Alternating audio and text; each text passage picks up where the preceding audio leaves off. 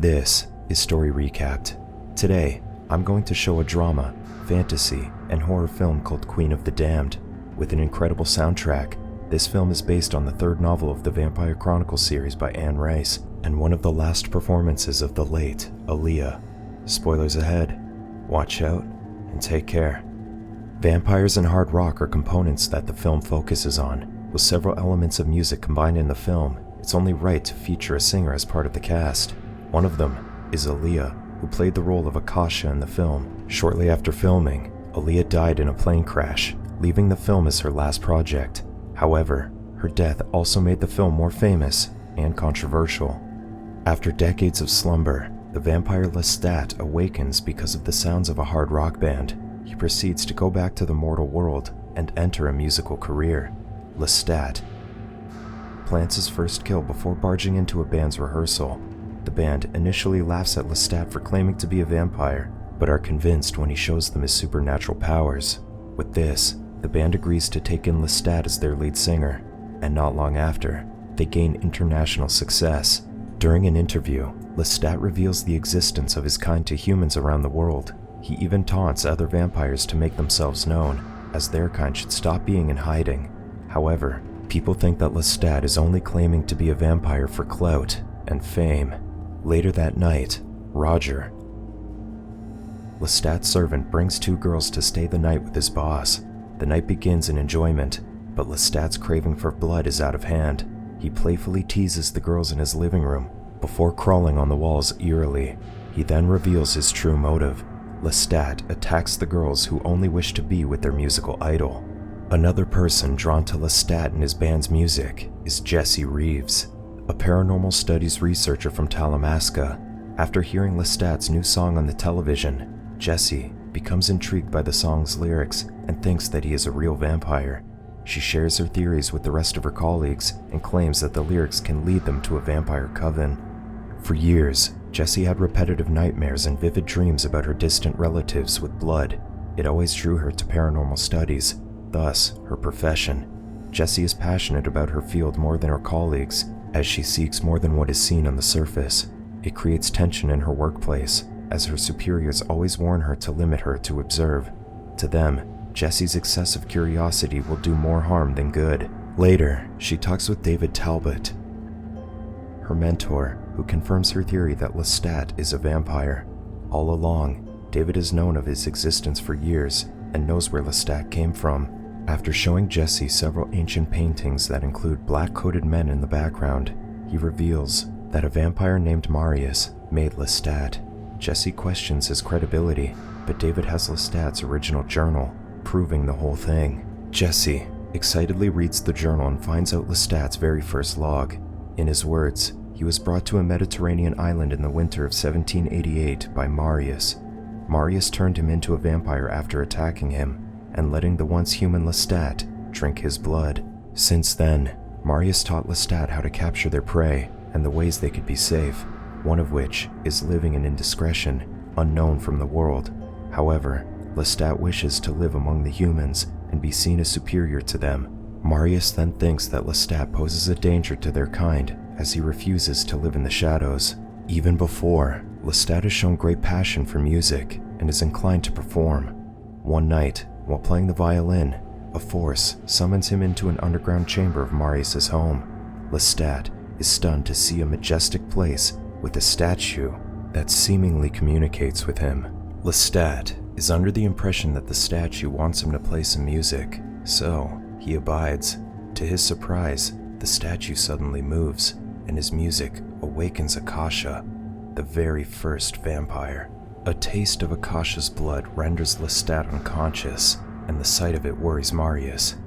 As the statue is underground, Lestat has no idea of its importance nor relevance. Akasha has been a secret to the vampires who lived after her time. Her true nature is unrevealed to the world for safety reasons. Lestat's music became a medium for Akasha to return to the world. As he found new meaning because of music, he ended up with more than he signed up for. While Lestat is tied to a bed, Marius explains that Akasha is a powerful vampire whose thirst for blood knows no bounds. He warns Lestat of the dangers that Akasha could bring, but he pays it no mind. Later, Lestat wakes up unchained and finds the place trashed. He checks the chamber and finds it empty without any trace of Marius nor Akasha. Alone, Lestat screams in agony, ending his journal on a sad note. Back in the present, Jessie remains unsatisfied with Lestat's journal alone. So, she visits a vampire club. She begins to feel uncomfortable inside after seeing a man being bitten as a vampire preys on him. At the bar, 3 vampires taunt her, which catches Lestat's eyes as he observes them from a distance. Out of discomfort, Jessie decides to leave the club, but the 3 vampires block her way.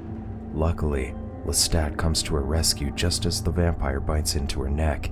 He fights with the 3 bloodthirsty vampires and instantly imprints his superiority, causing the vampires to flee.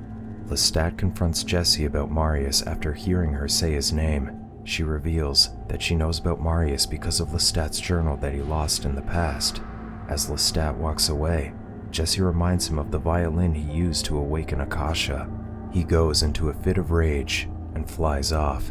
At home, Lestat unearths his famous violin, but the sad memories it caused are too much for him to deal with at the moment. After his severed connection with Marius for decades, Jessie's words opened up old wounds. Marius's sudden abandonment still hurts Lestat as he was the one who taught him everything. Jessie brought up the sensitive topic in hopes of learning more about the vampires. She was utterly unprepared for the attack that evening and saw Lestat as someone different. Although his journal describes him as someone who is viciously vain, Jessie sees through to his real character. In Los Angeles, Lestat's sleep is disturbed by a nightmare, so he checks outside. To his surprise, Marius finally makes his appearance after 200 years. He came to warn Lestat about how other vampires are and about his public profile.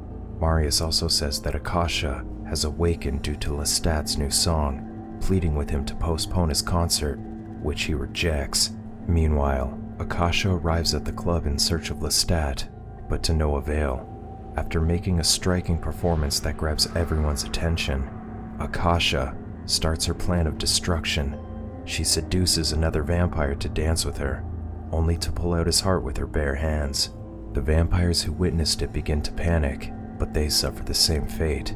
Akasha starts to use her powers to burn the vampires inside, and not long after, she comes out unharmed and more alive than ever. On the day of the concert, Jessie pays Lestat a visit where they have a rather intimate moment. More than just her interest and curiosity with vampires, Jessie becomes more drawn to Lestat. She asks him to turn her into a vampire, and she cuts herself to make Lestat crave. As he is about to bite her, Lestat becomes furious and angrily refuses the idea. Because of this, Lestat demonstrates how it's like to live with a constant craving for blood and flesh. Both go to the park, and Lestat aggressively kills a woman on a bench and asks Jessie if she wants to live like that. Jessie recoils in fear after revealing his difficult life. Lestat becomes annoyed by the fact that Jessie saw them as something to be studied on. It also hurt him that she readily agrees to be a vampire, not realizing their quality of life. At the back of Lestat's mind, he would remain a human if he could. His life of killing people for blood is something he does out of the need to survive. Jessie realizes that his life is not so easy after all. Fame and power are just a facade of a dreadful lifestyle. Hours later, the concert is about to start in Death Valley.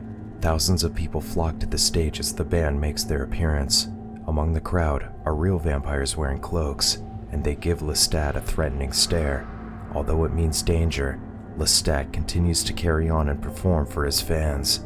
From a distance, some ancient vampires, Marguerite, Moreau, Cayman, Pandora, and Armand, are observing Lestat. Not long after, several vampires attack Lestat on the stage while the fans remained entertained. He manages to fight them off quickly, but he's outnumbered. Marius comes to his rescue in an attempt to stop the commotion, and Lestat thanks him with a smile. However, more vampires fly to the stage to disrupt the concert, but they burn into flames out of nowhere, which is where Akasha comes in, as she majestically bursts through the stage, revealing to everyone that she is alive and ready to rule.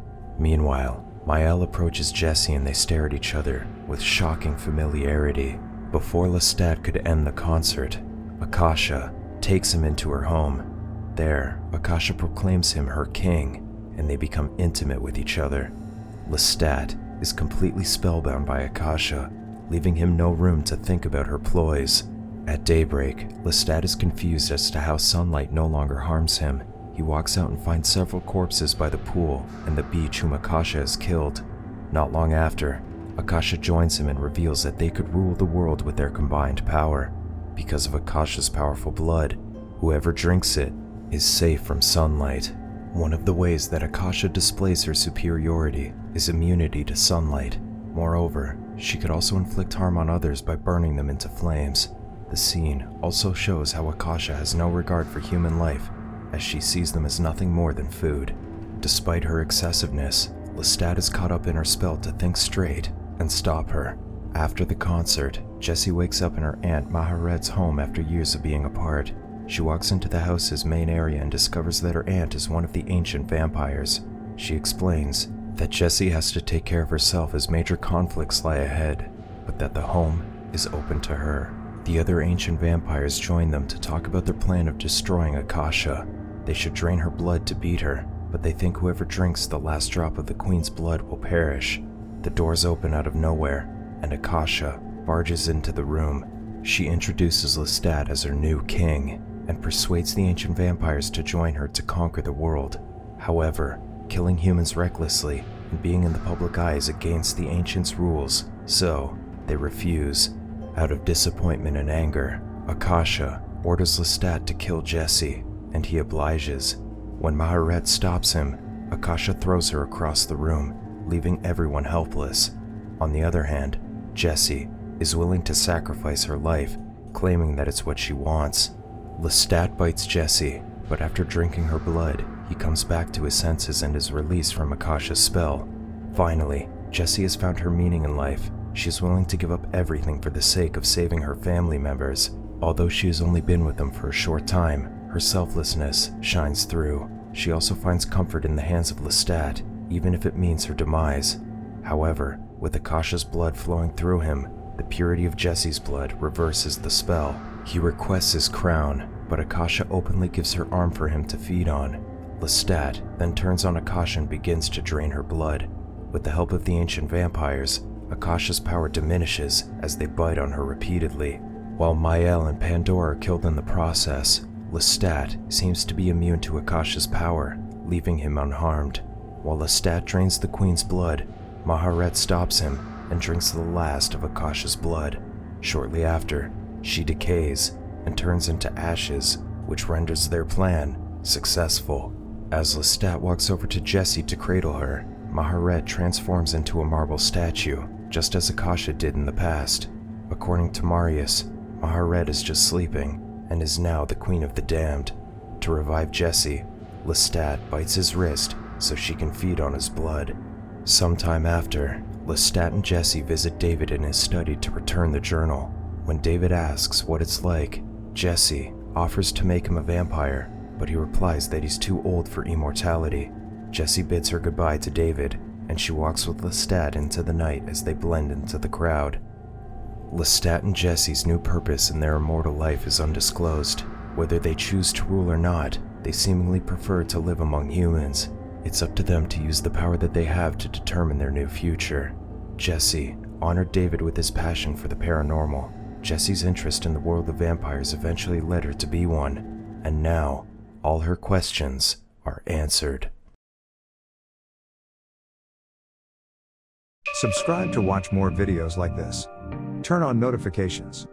And leave a like, it really helps the channel out. Thank you for watching.